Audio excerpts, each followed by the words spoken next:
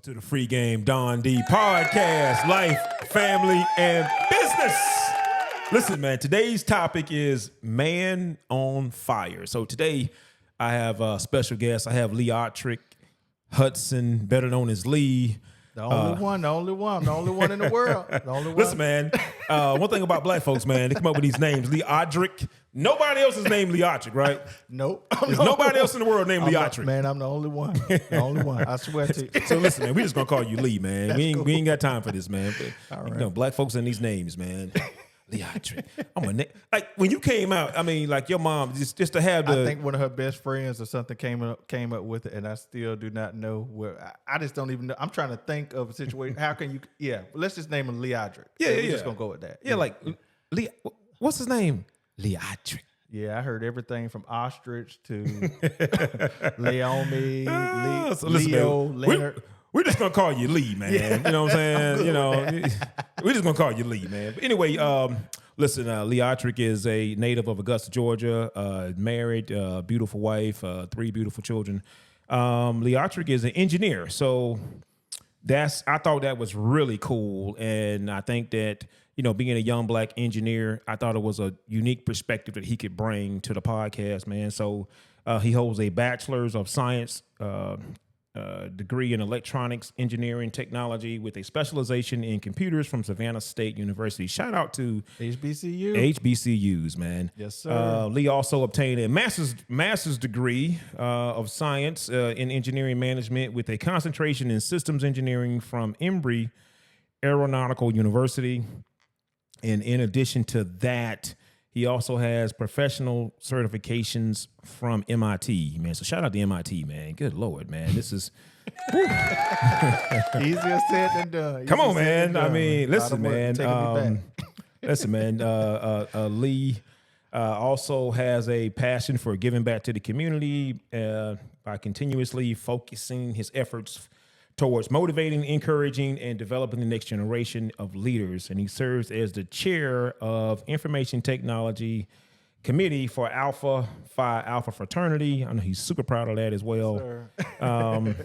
Furthermore, he also serves on the executive board for First Tee of Aiken, and other professional affiliations include the Toastmasters International and National Society of Black Engineers. I kind of thought that was really cool. The National Society of Black Engineers. I think that's just really cool to me, man. So I don't know what that is, but I like it. It's dope. Yeah, man. Shout out to you, man. So appreciate you. You're probably like, man, that's a lot of stuff to read off, man. I was just like, I want to make sure this man get all his credit because you sent me over this bio. I was like, dude, man, we about to let these folks know who they about to listen to, man.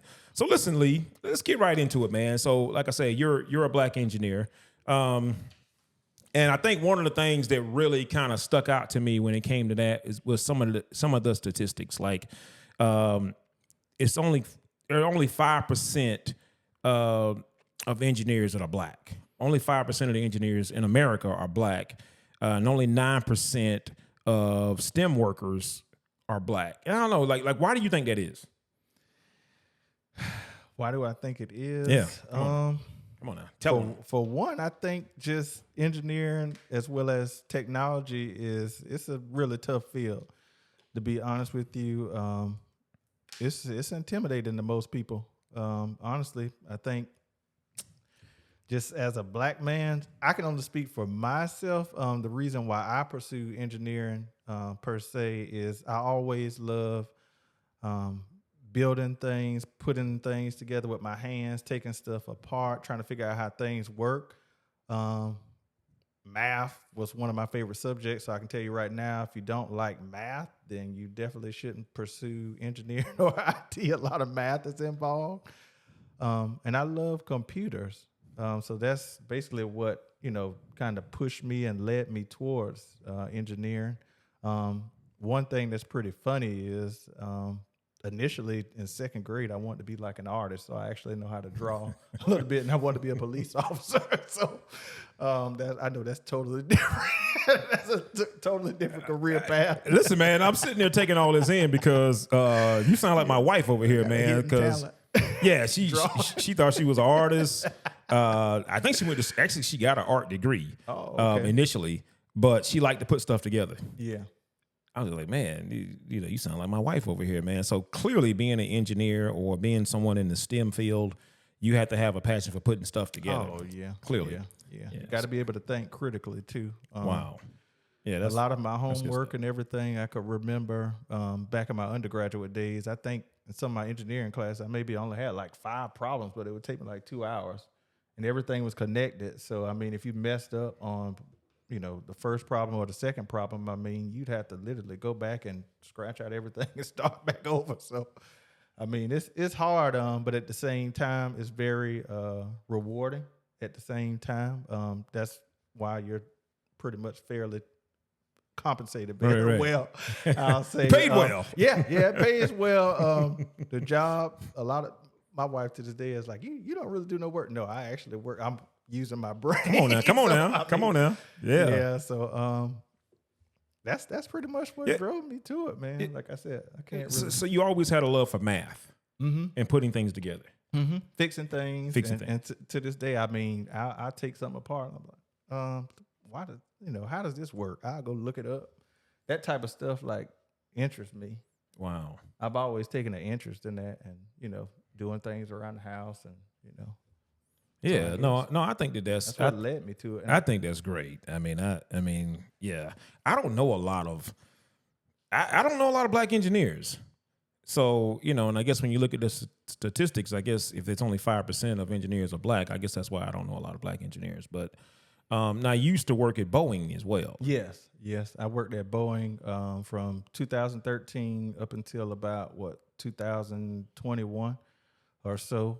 So I worked at Boeing as a system integrator in IT. So I supported servers. So my educational background is in engineering, but however, like I said, I mean, electronics engineering with a specialization in computers. So I mean, I love computers. So I have a passion for IT as well. So when I came to Boeing, and I was very surprised that they, interviewed me and hired me and everything, because it's so hard to get in Boeing, Fortune 500 company.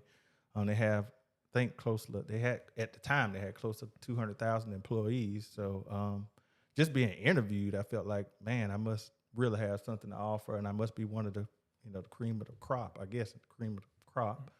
So, I was there like 9 years in IT, man. So wow. I got some great experience there. Met a lot of great people there. Was able to pursue a master's degree as well as my certification from MIT. Through Boeing, I was able to buy my house and pay for my wedding and everything, man. So, hey, I'm grateful for Boeing and the people, the opportunity. Yeah, man. Listen, man, shout out to you, man. Oh yeah. So right now, who do you currently work for? So currently, I work for Savannah River Nuclear Solutions, also known as Savannah Riverside. They have several other entities. I'm currently a senior systems engineer right now. Wow. Yeah, no, that's cool, man. Because people, because there's a lot of kids that want to get into engineering, and I guess my biggest thing was just to make sure that because a lot of people see you and they don't even understand what you've probably gone through to even get to where you are. So you're in your 30s, beautiful family, beautiful children, beautiful wife. But you've been through some stuff. Right. Oh yeah. And we're gonna get into some of this stuff, man, because people sometimes when they see a finished product, they think that listen, it's not like Beyonce. We didn't wake up like this, right? Okay, like this is work. You know what I'm saying? Beyonce say, yeah, I know Sheena loves Beyonce. Oh, yeah. Sheena is your wife. She loves Beyonce. Yes, she's definitely part of the Beehive, and I'm gonna let her make it on all that kind of stuff. But like Beyonce said, I woke up like this. You did not wake up like this, right? There was so much that you've gone through, man. So I'm gonna start with the fact that you were raised by a single mom. So can you talk about that a little bit? Yeah. So I was raised by a single parent. My mom had me at 16. She did really well in school, but unfortunately she couldn't pursue her education further because obviously she was pregnant with me. So my mom raised me, and in addition to my grandmother and my late grandfather at the time, so they pretty much kept me in addition to other family members, aunts, uncles, or whatnot. They stood in the gap. I did not have my biological father in my life, so my grandfather was pretty much played that father figure role. for me up until he passed away. And then fast forward maybe a few years later after that, my mom met her soulmate, love of her life.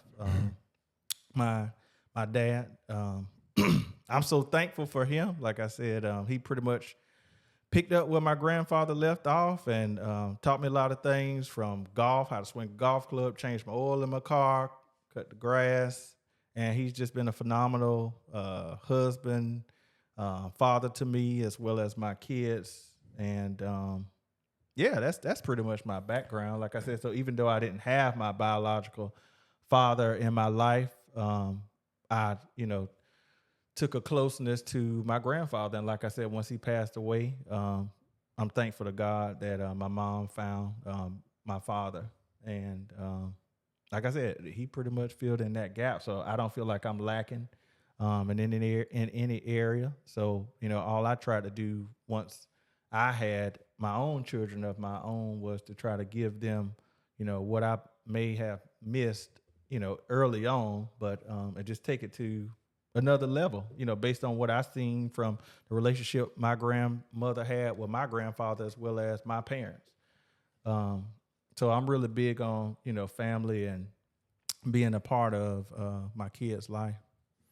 Yeah, man. Wow. A lot of people, man, they don't really want to hear about your successes until they hear about your struggles. Because there's folks out here that may be watching this saying, yeah, but I want to get into engineering, but man, that guy looks like he's polished. Everything was probably perfect for him. He probably came from a 2-parent household, all this perfect stuff. But you're telling us that you actually had to struggle. Because listen, man, if your mom is 16 when she had you, you don't have to tell me the struggle. There's a struggle. Once you tell me your mom had you at 16, that's struggle. We don't even have to go any further than that.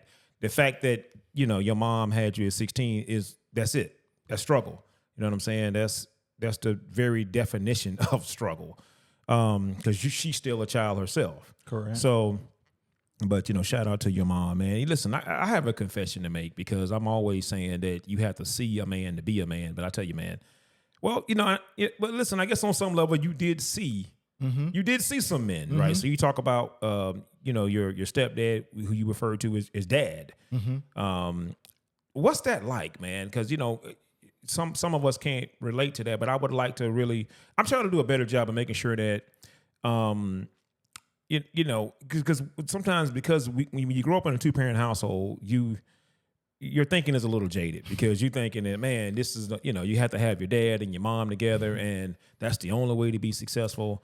But sometimes there are other men that step up, and it seems like in your case, I mean, that's still the case. You still need, both parents or certain father figures to step up. You know what I'm saying? And it seems like in your case, you had people that really stepped up.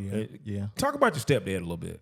Like I said, he definitely has played a very important role in my life. Like I said, he's been there for me through everything, supporting me from a job loss perspective. When I lost my job several times, I can remember going to college, living on the 3rd floor, and we'd load up the truck, and he's like, man, we got to move on. You got to get this stuff up to the 3rd floor. And man, he helped me, move my stuff, taught me a lot about cars. So me and him, we would get together and work on my first car at the time that was given to me by my grandmother. At the time, I didn't have enough money to, buy my own car, but I was grateful that, my grandmother gave me a car. She didn't have to do that. She took care of it.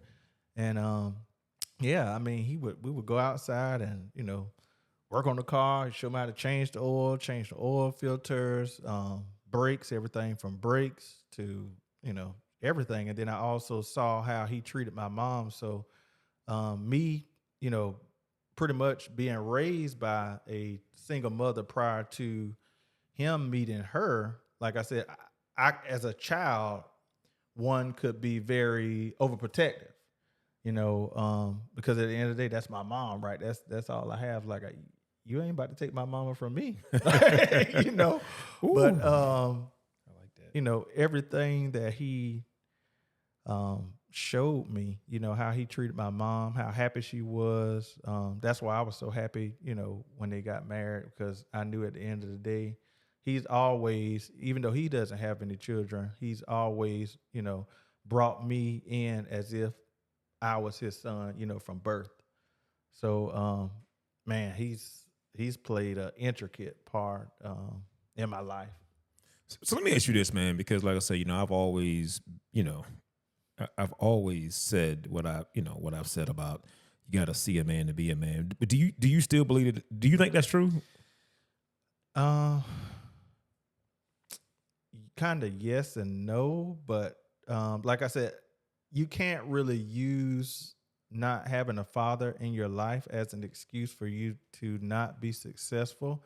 I feel like some people may have uncles. Even if you don't have uncles, brothers, sisters, you can still find someone, whether it's a teacher, a coach, or, there are other positive father figures out there that you could kind of lean on. So you cannot really use that as an excuse. And even if I didn't have my grandfather in my life, or fortunate enough to have my father in my life, thinking about that, I probably would still lean on to some of my coaches, because I played basketball in high school, and a lot of my basketball coaches I was close with, and I did kind of look at them as if they were my father. So my mom constantly kept me. That's one of the things too. She kept me in sports and all these camps, and I know at the time you don't see a lot of this stuff when you're young, right? You don't see all of the sacrifices and everything that they made,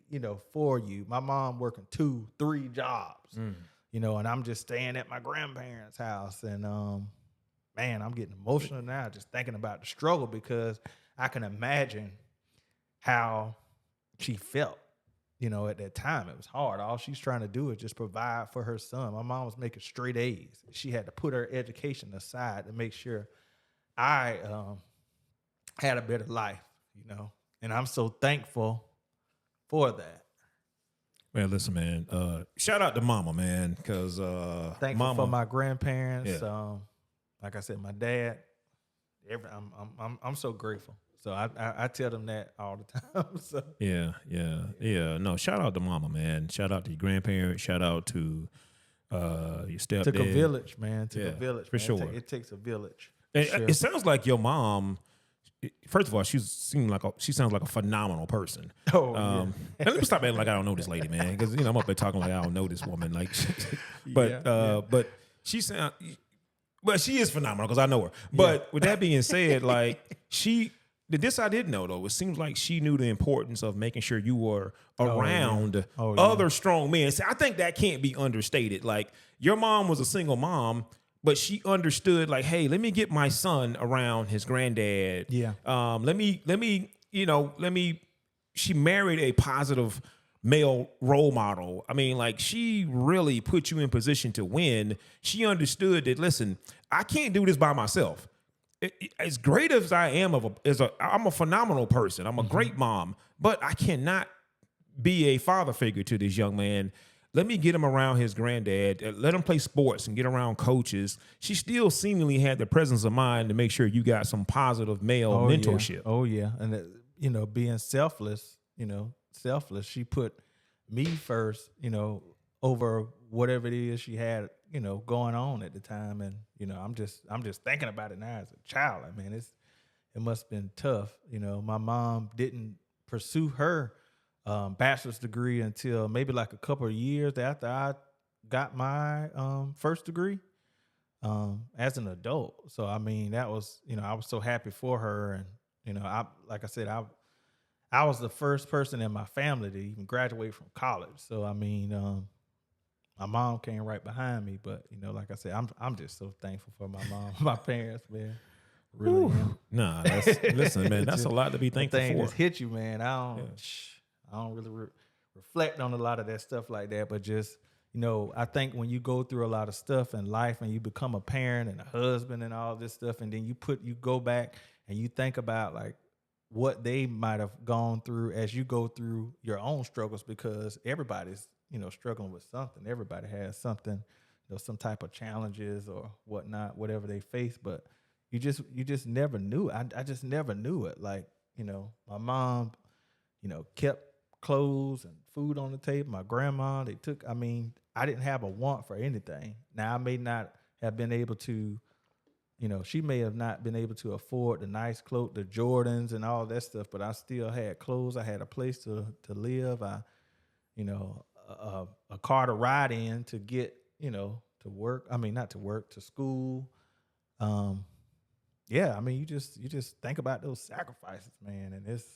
And I'm just appreciative, That's why I go so hard now. Like, for my kids, I'm trying to set up the next generation, and set the new standard for the generation going forward, whether it's my kids or anybody else's kids. I always talk to other people's kids as if I know them. And when I say I care, I really do care. I really do mean that, My wife will tell you, man, I can be out at prime example, I was in Charleston a few years ago at the outlets, and I was in the Adidas store, and it was one of the guys that works in the store saw my Alpha jacket on. He asked me some questions about that, and I don't know why this kid confided in me and told me that, he was, I guess, contemplating on whether or not he was going to go to Trident Technical College in North Charleston or USC Columbia. And I guess apparently he didn't have any emotional support from his parents at home. So he was kind of like at a crossroad in terms of where he was going to, enroll and go to school. And I think he was kind of leaning towards the technical college.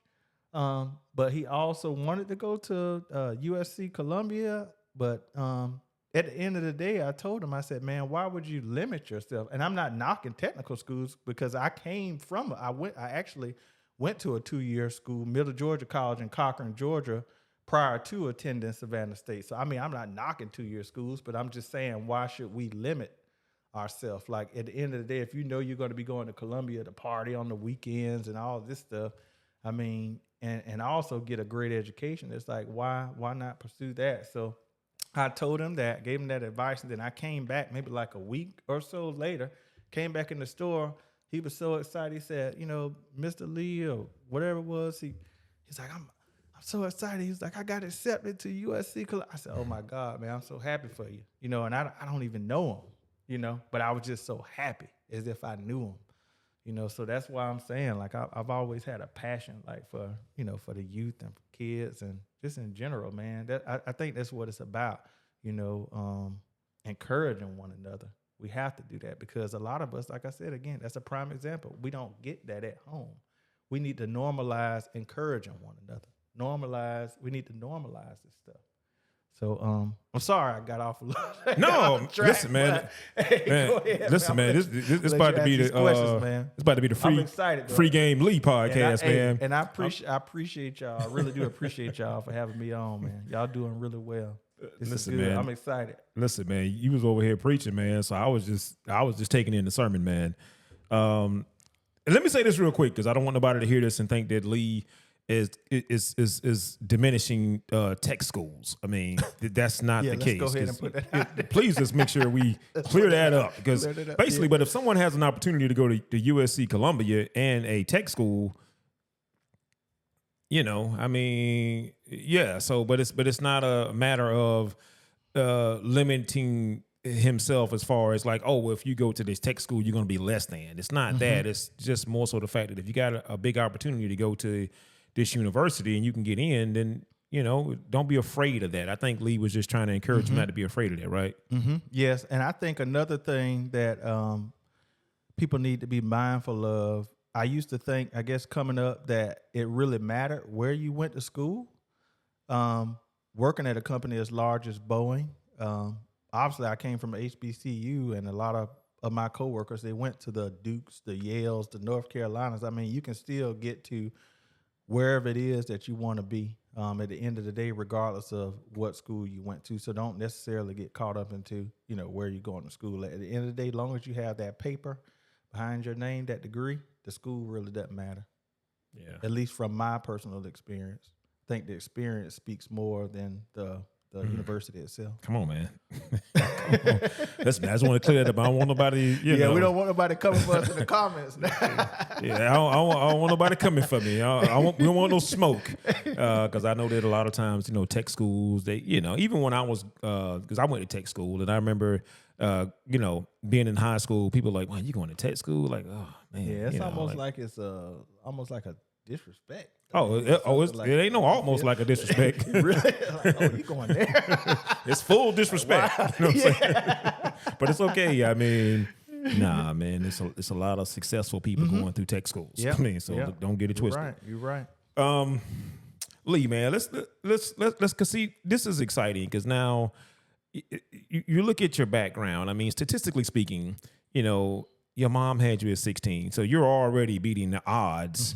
The fact that you were able to even make it to college, right? Yes. Turned out to be such a fine young man, just an exceptional person.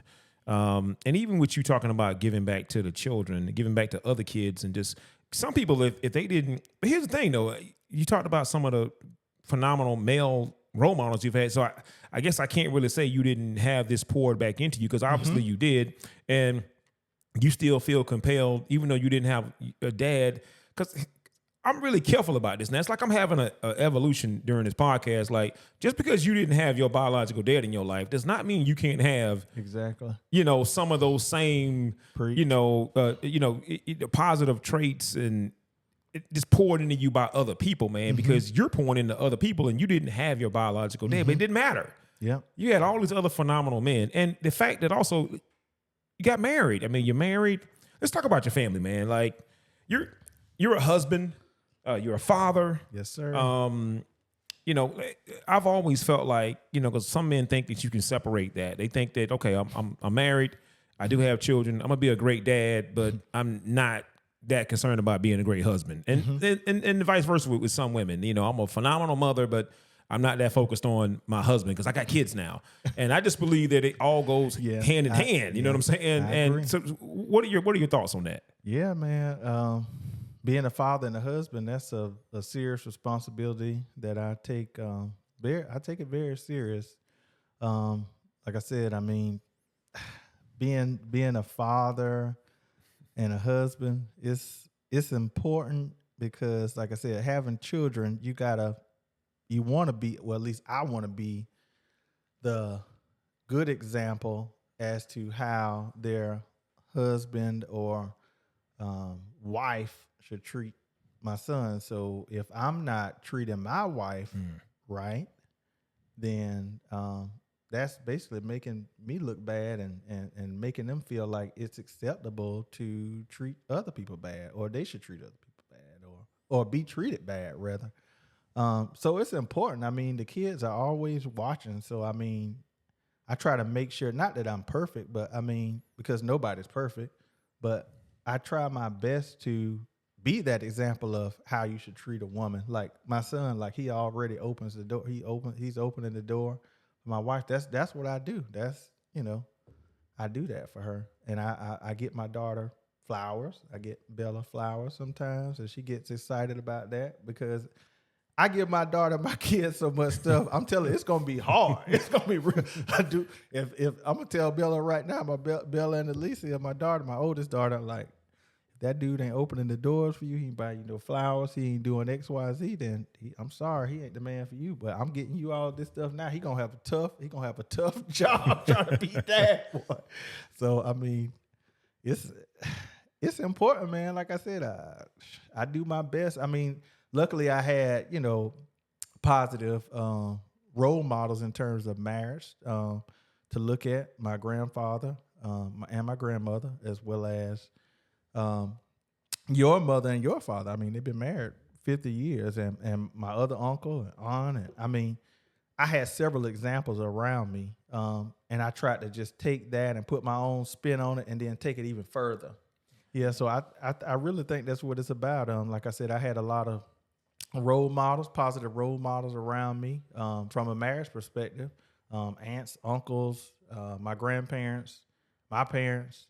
So like I said, it's about, taking some things from them, putting your own spin on it, and then taking it even further. But like I said, whoever tries to date my sons or my daughters, it's gonna be tough because I give them everything and I show them, how you're supposed to be treated, what you're supposed to do, and what to expect. So you got to come with it if you're gonna date my kid. I love that, man, because I do believe that there's a direct correlation between being a good husband and a good father. Like you're literally setting. People try to separate it, but like you're literally setting the example of what your children can expect. And so that's why sometimes people have to get out of relationships because it's like because we got kids, and if I stay in this, I'm teaching my children that this is what a relationship looks like, right? But shout out to you, man, because on the positive side, it's like, man, opening up doors, doing these things from my daughter, letting her know what to expect from a man, but then also, your son is watching it because he knows how to treat a woman, how to treat a lady. So both children are getting something from this experience. So. Now let's get into it a little bit deeper. Okay. So, you have 3 children. So you have 2 children by your wife. Correct. How long you been married? So next year it'll be 10 years for us. March 14, 2015. Okay. 10 years for us, and we've been together since April 14, 2011. Okay. You hear that, Sheena? He got the exact dates, man. These guys not playing around. I ain't playing. It's serious. He's not playing around. So let me ask you this. Because you been going through your journey, your career field, everything, and then you get married. How has being married to your specific wife, how has that helped your career? How has that helped you personally evolve as a man? Oh man, wow, being married my wife has helped me tremendously in more ways than a lot of people even know. She's the person behind the scenes when I may be feeling like I may not even be worthy or good enough for an opportunity, and she's the person always rooting for me. Okay, come on in now. The corner saying, "No, babe, you can do this, you can do that, you can do," and it's vice versa. That's what it's about. I look at marriage as kind of like a partnership, a team. When one's down, you encourage, the other person encourage, and it's vice versa. But she's been so instrumental, man, in my life, and that's one of the things that attracted me to her. The way she moves, like I've never had a woman ask that I pray over the food. Like as many dates and women that I've dated in the past, I've never had a woman like request that I pray over the food. So just little things like that. I mean, she's about her business. She's funny, outgoing, very fashionable. She's my fashion consultant, and she'll tell you to this day, like, hey, I got best dressed and everything in high school, but she'll tell me now I can't dress. But she's my everything, man. We do everything together. Sometimes she be on me like, you want to do something else? I'm like, girl, look, I do everything with you. Like, she's my heart, man. Like I said, I'm very glad that I met her. We actually met in Savannah, 2011. Actually, while I was down there for St. Patrick's Day, it was like a spur of the moment trip down there, and I was actually supposed to fly to San Diego that Sunday, I believe, and I came down there on a Saturday at the last minute. So I said, hey, I'll just go down here. I used to go to St. Patrick's Day quite a bit while in undergraduate school with Savannah. And it's crazy because Sheena actually had tickets to Chrisette Michele concert, and she ran into one of her friends she hadn't seen in like years in the mall. And she's like, hey, girl, you want to go to Savannah, XYZ for the weekend? She was like, no, I got tickets to this concert, da-da-da-da. She ended up selling the tickets, going to Savannah. And one of my homeboys that I was with in Savannah that I met, who were in a lounge downtown, and it just so happened that he knew the girl that she was with. So he went over to talk to her, and then Sheena was kind of like in the vicinity. So I said, okay, let me, I wasn't going to hit her on or anything. I just came to just have a casual conversation. And we just, just chopped it up while my friend was, talking to his friend or whatnot. And we ended up, sharing information. And I just, hit her that night, and I was like, hey, I hope you make it back home safe. And to this day, she'll tell you like, wow, like that's how she knew something was different about me. The way I was dressed in the lounge. I think I had some slacks on, the collar shirt tucked in, with Sperry's on. I still remember what I had on: green pants, a white polo collar shirt, and some Sperry's tucked in. And but seriously, she said, wow, like a guy has never, most of the time, it was late too. Most of the time, if a guy texts a woman at that time, they thinking something else. But I literally just was concerned that she made it to her destination safely. And, that sounds like game. It might be new game. Well, I don't know about this new. I don't know. Hey, it's been a long time since I've been in the streets. So. Hey, I got mine. You got yours. I'm good to go, man. Hey, the rest is history after that. So everything went pretty fast, man. We ended up dating for maybe like 3 months or so. And everybody was like, really? Man, are y'all married? Like, we used to get that question like a lot. Everywhere we went, people were already thinking that we were married. Mm-hmm. And our families and everything met so fast. And I mean, within like a month, like, whoa, like slow. How long did y'all date? Let me see. So we got together, April 2011. We met in March. So that was like, we started like boyfriend and girlfriend March, 14th to April 14th, 2000, maybe like a month. Maybe like a month we was like boyfriend and girlfriend. Mm-hmm. And then we were together for like 2 years because I proposed to her November 26, 2013. So that's crazy, man. It's crazy how fast it went. Honestly, we both felt like it was just going too fast because she had just came out of a serious relationship and so did I. Right. So, I mean, she wasn't looking for a relationship and neither was I. But, I mean, sometimes you just can't really control. You can't really put a time frame on love. I feel like you just, like I said, it was just different. How she carried herself, how she pushed me, how she took my spiritual life to a whole nother level and just motivated me. Stuff I feel like I can't do. She's like, no, you can do that. Why are you limiting yourself? Why that? Sometimes, in the past, I've grown a lot more, but I used to limit myself. But she's like, no, you can do that. You can do. And I do the same thing with her. So, I mean, that's what it's about.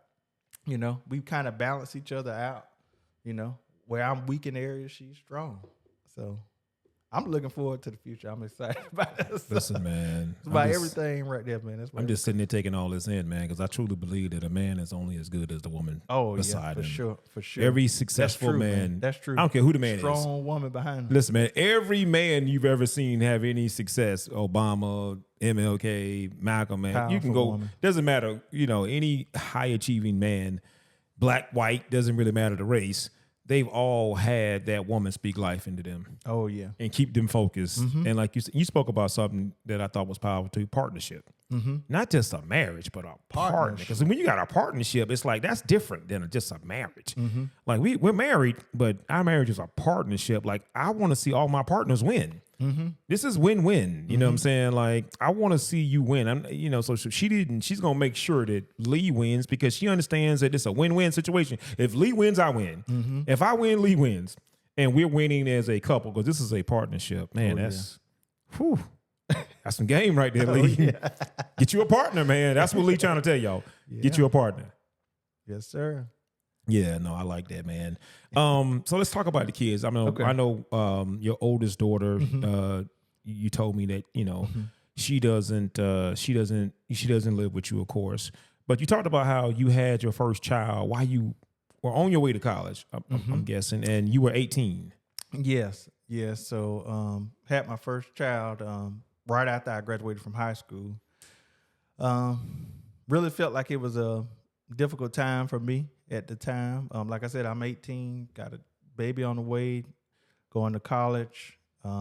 It was a lot. I really felt like I let a lot of people down because a lot of people I felt like held me in a high regard, So I really felt like it was the end of the world when I first had my daughter. But currently, our relationship is not really the best right now, but throughout time, I pray that things will, get better. But in terms of struggles and everything, I've been fighting for her for a while, and I'm going to continue to fight for her. I mean, I went from everything when we talk about some of the obstacles and everything that I had endured on my way to success. I went to court. I child support, visitation rights, all of this stuff while I'm in college, right? Trying to figure it out, trying to figure out life, trying to finish my degree. A lot of these things that I experienced early on will take a lot of people out, you know.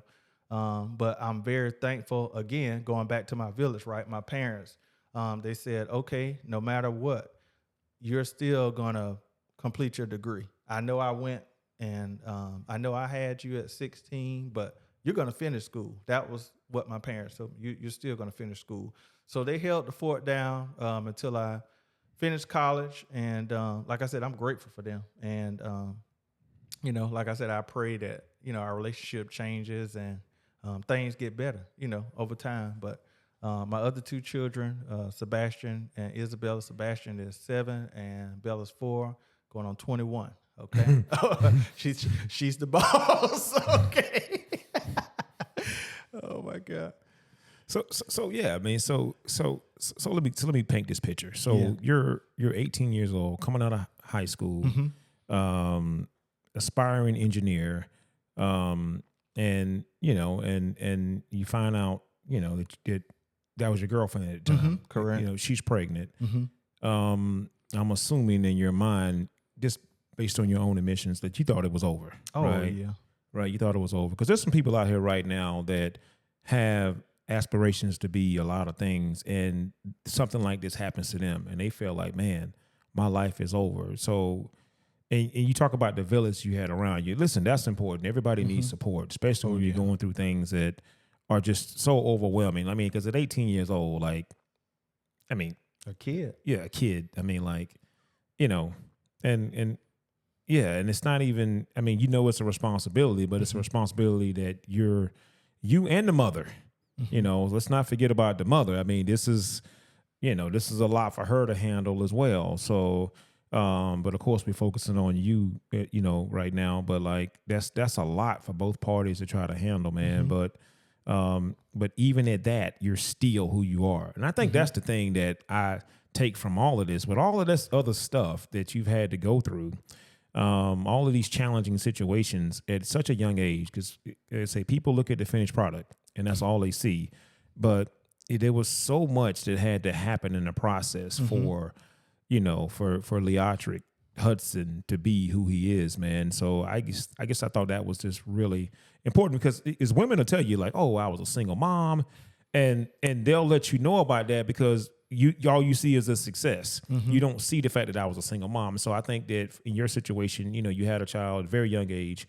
That was a lot to deal with, but you had a great family around you, and you were able to kind of stay on track. And tell me it's going to be okay. Yeah. And I think the main thing is, you know, regardless of whatever it is you're going through, good or bad, at the end of the day, I feel like you just got to keep on just showing up to work, doing what you do. As long as you continue to treat people how they're supposed to be treated, I believe things will work in your favor. And that's not to say that you won't get discouraged, you know, when life challenges come upon you, because challenges, you know, things come upon all of us. So you got to, you know, get the right mindset. But like I said, that's okay. So that's me right now speaking, but at the time it's like, let's talk about your mindset back then though. I mean, back then I was, like I said, I was scared. I was nervous. Like I wasn't even telling anybody, like when I was at my junior college before I transferred to Savannah State, that I had a child, because I'm still trying to figure out how to, you know, navigate grasp this. Yeah. And I came home. I did what I could. I came home on weekends and, you know, spent as much time as I could, but I just could not wrap my mind around the fact that I had someone calling me dad at 18. Wow. So that's scary. You know, that's scary. It's already hard enough, you know, being a parent as it is a lot of challenges. First of all, it's hard to be an 18-year-old. Yeah, 18-year-old. We didn't talk about being a parent. Just being an 18-year-old period is already tough. Yeah. You know, now you add this kid into the mix, man. So, man. Wow. Yeah, that's a lot there, man. It was tough, man. But, you know, like I said, I stayed the course. And, you know, I'm thankful that I didn't give up, you know, because most people would give up. But like I said, at the end of the day, you just got to keep on showing up to work, you know, every day. And eventually, like I said, things will turn around for you. Yeah. You know? And I know we chopped it up earlier, man. so right now your daughter is 20 years old. She would be 20 in October. She's 19 right now. Yeah, I know you said October. That y'all don't have the best relationship right now. But I like how you said I'm gonna continue to do what I'm doing.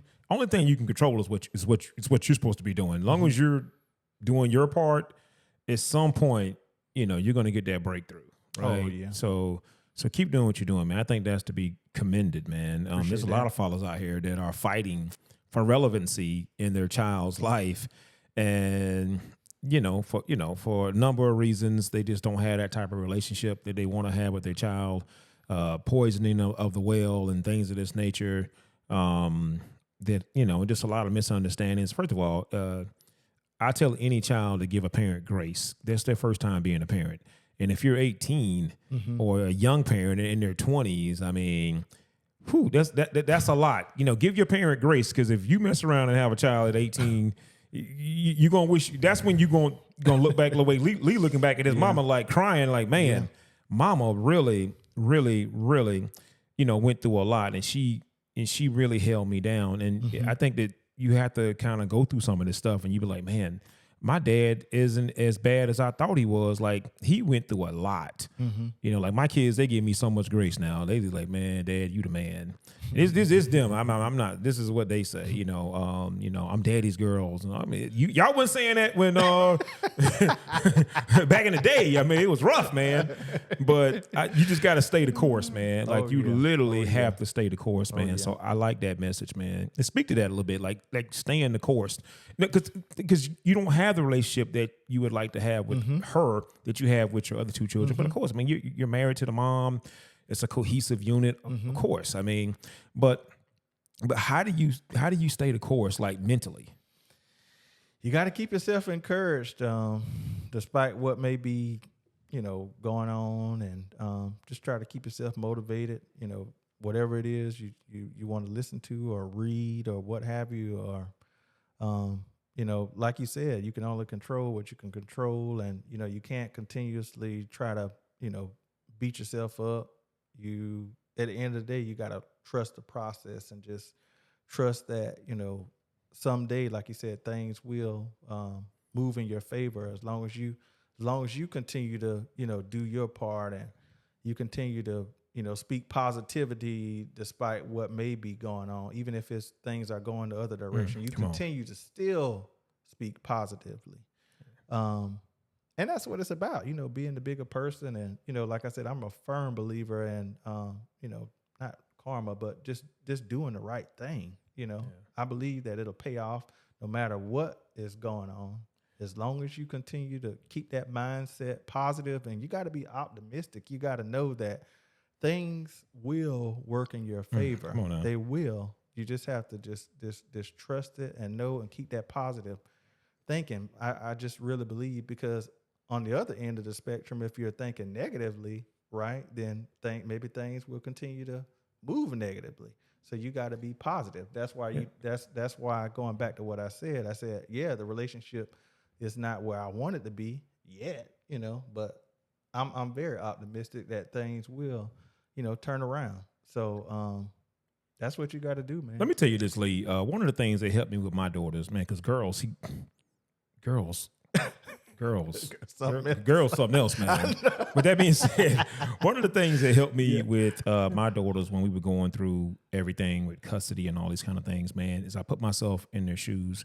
You said something powerful earlier. You said that when mom met Bernard and you seen it was serious, like, who was this dude, man? Like, taking my mom from me. Like, imagine being a young girl, and you're already probably not as close with your dad as you would like to be because you live with your mom. So you're not as close, but now he's getting married. And now you feel like you're losing something even more. You already didn't have it the way you would have liked to have had it. Now you feel like, okay, he's gonna get married. I really don't have this man. And so I think for me, like my daughters gave me so much grief in the beginning, especially my oldest daughter. And I had to just kind of like put myself in her shoes, and I said to myself, okay, you know what? Yeah. So like, because I think every girl's first love, including your daughter, whether she want to admit it, it's you. It doesn't matter. I don't care if she don't talk to you but once a year. She absolutely loves you. She adores you. Everything about she loves you. And that's where some of the trauma, because it's trauma, you know, and so I do believe in therapy. I believe that, you know, children that go through these kind of situations where mom, dad, there's all this stuff going on in between. They need some therapy, man. But I think one of the things that helped me help my daughter was just being empathetic to, you know, how she felt. I mean, it wasn't accurate. I mean, I know what kind of father I am, but still, I had to still go into a therapy session with her and with the therapist and her, you know, complain about certain things that, you know, the breakup and all these kind of things and how me and her mom wasn't together anymore. And she felt like she was losing her dad and he got remarried. You know, I mean, like I had to sit here and really take that in so that I could, you know, so I can see things from her perspective. Because I think a lot of times as parents, we only see it from our perspective. So, you know what I'm saying? So I think that really helped me. And I know you're already doing that. I encourage you to continue to do that. And, you know, my Uncle Bobby, man, he was so instrumental in my life when I was going through all of that because he had been through it. Listen, if you have not worn these shoes, stop trying to tell me how they fit. Find somebody that's worn the shoes that you're wearing, you know, because people will give you all this advice about certain stuff. They don't, bruh, you ain't never worn these shoes, bruh. So stop talking to me. You know, so call people and talk to people that have walked in your shoes and they can help you get through it because some of them have gotten through it and they're on the other side of that. Like when I talk to a lot of fathers, they're like, Don, I mean, you got to great relationship with your kids. I say, hey, bro, don't get it twisted. These shoes didn't always fit like this. Okay. So I'm going to tell you, you know, what it's like to walk in these shoes. It was a process of me as the parent really staying, because a child gonna be a child, but a parent has to be a parent, and a parent got to stay focused. A parent got to look big picture. I want a relationship with this child one day. It may be 20 years from now. It may be 10. It may be whatever. But I got to maintain what I'm supposed to be doing, and everything is going to work out because she going to do or he going to do what they going to do because they're still learning how to be an adult. They don't have any children yet because they don't understand how hard this is, right? They don't have to deal with, you know, a relationship that's, you know, this topsy-turvy. They're not dealing with any of that, so they don't understand. But one day they will. So let me just maintain and do what's right. So shout out to you, man, for continuously doing what's right, man. So yeah, I just think that's great, man. Leadership. I know we chopped it up about leadership, man, because you said that. I always consider you to be kind of shy, man. I don't know if that's true or not, though, man. Because you know, chop it up with you, man. I don't know. I don't think that's true. Yeah, it's definitely not. I think you like me because some family members they see me speaking, they be like, "I didn't know you. I didn't know you could talk, man." I was like, yeah, I just don't talk. Yeah. I mean, people that are always running their mouth, they're the ones you probably don't need to be listening to. But the people that only speak in certain situations, you know, then yeah. Listen to them. These other jokers that just want to talk, they hear themselves talk. So let's talk about you, man. You talked about how you always find yourself in leadership situations, and how early on in your career you kind of ran from that. So kind of go ahead, speak to leadership and how sometimes you found yourself in situations where people were looking to you for leadership. Yeah, well, early on, I guess coming up, I was afraid, I guess, to be the leadership spotlight. I always kind of, you know, pushed to the front. But hold up, let me ask you, like, what were you afraid of specifically when it comes to leadership? I guess, you know, being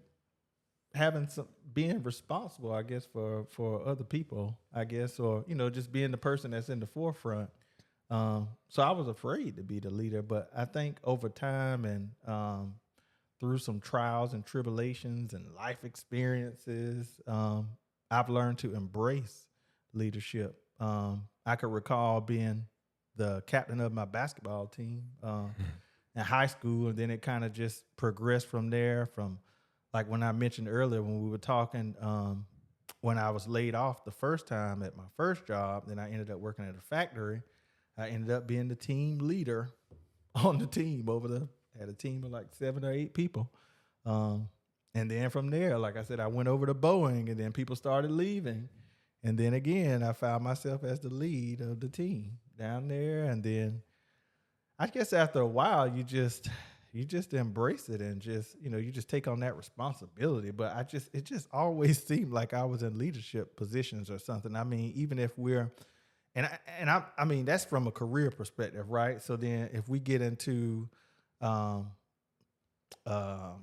or family life perspective, then okay, so like if it's, I don't know, somebody's birthday or something, they're like, hey, Lee, can you lead the prayer? Can you, so it's I always find myself in those positions. So I began to embrace it, and then I just started signing up.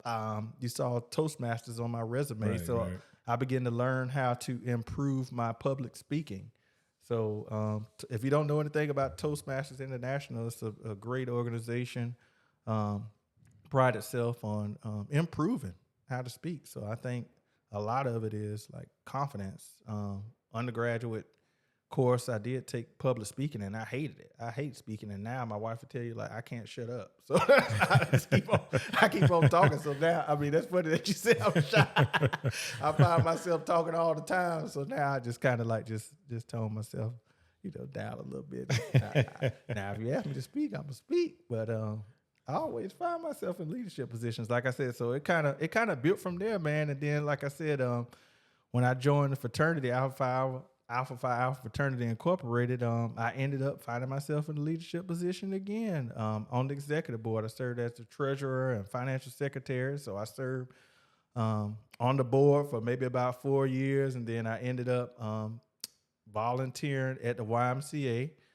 Ended up coaching my son's basketball team. It didn't start out like that. Initially, it started out as me just being a parent. I'm just coming to the game, and then me loving the game of basketball so much, I said, hey, okay, I need to take this team over just based on what I'm seeing. So, and I mean, I got a great satisfaction out of that, making a major impact into those little 5 and 6 year old, 4 year. I'm trying to think how old Sebastian was. Maybe he was 3. Yeah, he was 3 because he's 7 now. Yeah, I think it was 3. So those little 3 and 4 year olds, I taught them a lot. It was fulfilling to me. Just knowing that I can make an impact on somebody's life. And then, like I said, I took it from there to trying to think. I'm on the First Tee board of Aiken. First Tee, that's golf, not baseball, if you folks think it may be baseball, but it's golf. I recently just joined that. Sign your kids up. Definitely for golf, and learn about the game of golf. And, you'll get some life lessons in addition to the game of golf. And just like I said, I always just found myself in those positions. So now I just embraced it. And then I feel like I have like a responsibility now to lead, and I like it. I like it though. I like it. I embrace what comes with it, the good, the bad, the ugly. I don't have no problem with that. But see, I think that's the thing. Like you talked about because some folks want to be in leadership because they want to be in the spotlight. Just to be seen. They want to be seen. Yeah. I'm sure we both know people like that. They just want to be seen. Mm-hmm. But the first thing you talked about was, I shied away because I know that's a big responsibility. Yeah, so I'm gonna stay in the background because I think maybe your mindset was, if I lead, I'm going to lead. Yeah. I'm gonna lead. Mm-hmm. I'm gonna own it all, the good, the bad. Like I understand what comes with this, but some folks do not understand that. They really don't. They think they can quote their way to leadership, and they can't. They think they can yell and scream their way to leadership. Everybody listen to me, and it just doesn't work that way. But I like your approach because you was basically like, hey, I'm playing the background because if I step out front, oh man, it's gonna be on and popping, man. Because I'm gonna lead everybody the way they need to be led if I step out. But it seemed like people started pushing you more to step out because they believed in because when people identify leaders, right? So you were identified. And you know what the crazy thing is? I know we chopped it up earlier. We both follow John Maxwell. I mean, John Maxwell references this all the time. Like, you don't need to be in a leadership position to lead. You can lead wherever you are. You don't need a title to lead. You can be a janitor or whatever. You can be the best person that cleans, those restrooms or, whatever facility there is. You don't need a title to lead. You don't. And I believe the best leaders are servants. Servants. Like I said, I was a team leader, but guess what? I was still doing the work. I'm working right beside you, driving the forklift. I'm doing everything. I'm still working with you now. I ain't just using my title, No, I believe, in work. And I feel like a lot of people respect you when they see you in the trenches with them. Come on. Working. you know, and it's about being transparent. And not only that, like Lee, you just told a little bit about your story. Well, a lot. A lot of folks may watch this and didn't know that. Mm-hmm. So now that basically even makes you more of a leader because they're like, man, he knows what the struggle is like. Like he knows what it's like to go through these situations, and he's still very successful. One of my favorite John Maxwell quotes is, "He who thinks he leads but has no followers is merely taking a walk." That's one of my favorite because I see people who swear they leaders. They swear they leaders. Nobody's following you. Like nobody's listening to you. Like you're making quotes and nobody's saying anything. Like people are looking at you like, what is? Because you're not leading by example. Yeah. And people think they can separate themselves from the message, and they cannot. Because you are the message. Yeah. So that's why it's so easy for you to lead, because you're the message. Yeah. And you gotta walk. You gotta walk that. You gotta walk that walk, man. You can't just talk it. You gotta. I think Mike Hill dropped something on one of our podcasts. She was just like, man, you got to walk that walk. I watched that. Listen, she said if you walk that walk, the walk becomes the talk. The walk will start talking for you. Oh yeah. I said, oh, Mike Hill. Yeah. Oh, I'm gonna use that, man. I'm gonna make that into a quote. You shouldn't have to talk. You ain't even got to talk. You ain't got to talk. When you walk that walk, the walk talks for you. Exactly. Said, that's powerful right there. Oh, that's strong, that's man. A gem right there. So yeah, man. So I think that's the thing. Like because you walk a certain way. Mm-hmm. Before you even say anything, folks are like, hey, man, Lee, can you lead us in this direction? And you know, a lot of people don't take that well either. A lot of people don't, a lot of people get intimidated by that, when you come in the room. You being called to leadership. Not just me in general. I'm just saying just other overall. People. Oh, well, yeah, for sure. Yeah, they do. I mean, you come in a room and, people looking at you, you command the room. Right? A lot of people can't, take that. And it's not something you doing, it's what's in them. They don't know that though. Ooh. They don't know. Say it again, Lee. Say it again, Lee. Woo-hoo. Boy, this is a good one here, boy. This is a good one. They can't take it, man. They can't. Like I said, a lot of people cannot take it. They are intimidated by it. And I don't know. Maybe it's the anointing or something on your life. Maybe it's the anointing. But a lot of people can't take it. You come in the room, you command the room. A lot of people don't like that, man. And like I said, it's not what you're doing. It's what's in them. It's what's in them. So that's something that they need to get right, Woo-woo. But I'm gonna be honest with you, man. I don't think people that have that, because to me that's envy. Mm-hmm. So I think when you get that envy in you, man, I think it's really hard for you to get right with that because, like, your existence is basically built off of the fact that, man, you don't want to be better. Like, so basically it's like if you're in the room with Lee or anyone else that is identified as a leader, you're not trying to be a better leader. You're just mad that they've been called to leadership. You mad at them because people identify them. Bro, I'm not doing anything but just doing what I'm doing me. I'm doing me. Yeah. And other people have decided that, hey, that's someone I want to follow. And you mad at me because they don't want to follow you. So you're not going to try to be a better leader. You're not going to try to be better at walking. You're just going to be mad and envious of me. Oh, my God. And you're going to stay right there where you at, sitting over there waiting on someone to call you. Ain't nobody going to call you for nothing. You out here, just trying to get all this attention. I'm you heard our podcast about leadership, man. We're big on that, man, because I do believe that most leaders are identified by other people. I don't believe you just anoint yourself to be a leader. I've never seen no one that is great at leadership running around and pounding their chest about who they are. Oh, yeah. A lot of times a leader, you don't even know he's a leader until you start talking. You're like, there's something about that guy, right? So, yeah, man. Yeah, good stuff, man. Listen, man, I wanted people to really kind of get an idea of who you are, man, because you are a phenomenal person, bro. Appreciate that, man. Like, just let the cat out the bag. You're my cousin, so you know what I'm saying? So I was trying to act like I didn't know you, but, like, I know you, man. But even I've gotten to even know you on a much deeper level, just us really kind of chopping it up, man. Because I do believe that a lot of folks don't know what's possible until they've seen other exceptional people go through certain things, and then they realize, man, okay, if they did it, I can do it. You know what I'm saying? They have to see someone else that looks like them. People get caught up in things like, oh, well, race doesn't matter. No, it does matter. Sex matters. If you're a woman, you see another woman doing something, you feel like you can do it. If you're a man and you see another man doing something that looks like you feel like, oh, wow, I can do it. You need representation. Everyone needs representation. The only people that say that race doesn't matter are people who are overrepresented. Oh, if you're overrepresented, then race doesn't matter to you. Yeah. But if you're underrepresented, race does matter. It most certainly matters. So close us out, Lee. Like, give some parting words to, people who aspire to be in engineering, fatherhood, marriage? Just wrap it up for us, man.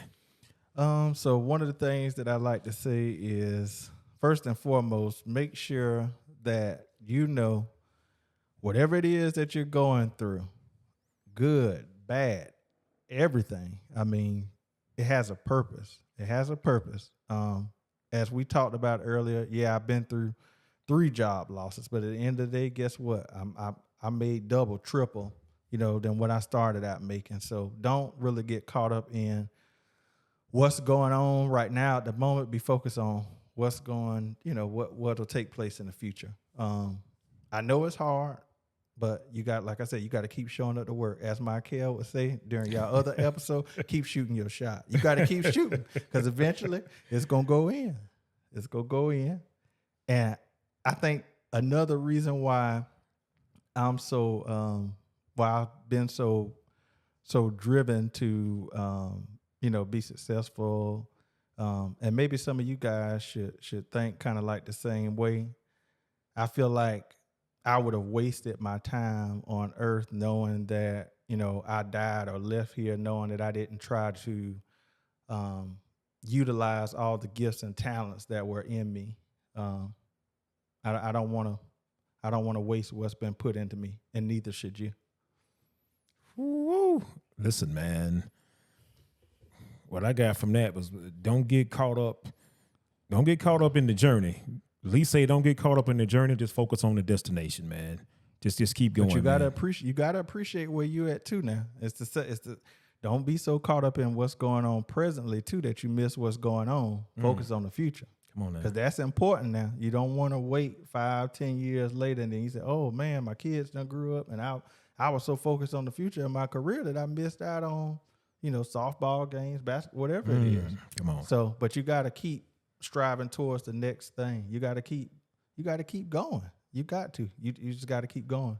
Like I said, I had a challenging life. I had some obstacles, but I'm thankful for the process. Why? Because out of that, I met my wife. Out of that, I have 2 other children in addition to my firstborn daughter. In addition to that, I joined all these boards. In addition to that, I, got several degrees and built relationships and networks. So, I mean, you never know how the pieces to the puzzle may play out when you put everything together. As I reflect upon my life, me and my wife talk about this all the time, you don't see that stuff then when you're going through it, but when you go back and look at it, you say, man, if this wouldn't happen, then dang, then that wouldn't happen. Come on now. So you got to be grateful and thankful for where you are. And I'm grateful every day that I wake up. Come on. Every day. Why? Because people are dying every day. So I'm grateful. I'm grateful for the smallest thing. Like I don't think the older I get now, I'm starting to appreciate stuff like, man, it's a nice day outside. Like, I don't know if I'm getting old or what, but I just look at little things like that. I'm so grateful. So I'm grateful for the process. I'm excited about the journey. I am. And one last thing I'm going to leave you with is one of my favorite quotes by Kobe Bryant. I know you don't like Kobe Bryant, but... Hold up. Let me clear this up. Well, I didn't like Kobe Bryant until he died. Not like, oh my God, that sounded bad. Not like that, but I'm saying like when he died, I appreciated him because he was gone. Yeah. And I went back and I watched a lot of his stuff, and but not even like that. Okay, this is getting worse. I think once I appreciated him, because I had to go back. Look, just forget it. Yeah, but I love Kobe. Okay. I love Kobe now. Okay. So where I was going was the quote is, heroes come and go, but legends are forever. So basically there are heroes every day in the community. There are people that are putting fires out every day. But at the end of the day, everything that I do, I try to make a name, not a name for myself, but I try to leave a mark. Everywhere I go, I like to make an impact. Every job that I worked at, people will tell you they don't have anything bad to say about me. I came to work, did what I was supposed to do and beyond. So everything that I sign up for, I don't just sign up for. I sign up because I'm thinking bigger picture. I'm thinking legacy. I'm trying to turn my family's last name into an asset. That's what I'm focused on now. But I'm done, like I said, because I can keep going. I'm trying to turn my family's last name into an asset. Trying to turn it to an asset. So that's game, y'all. We're working over here. That's we're game, working, baby. That's game. Thank y'all for having me again. I really appreciate the opportunity, man. Listen, y'all, this is going to conclude the episode of Man on Fire with Free Game Don D. Life, family, and business.